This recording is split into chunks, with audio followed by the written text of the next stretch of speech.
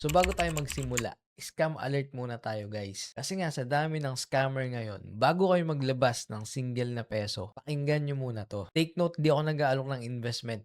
Gusto ko lang kayo maging aware bago tayo magsimula mag-aral. Kasi honestly, most beginners, they don't lose their money because of trading or financial investment. They lose their money because of the scammers, because of the scams. Kaya lagi, sa dami ng scammers ngayon, be skeptical. Kailangan lagi kang mapanuri. So sign na i-scamin ka. Una, guaranteed profit.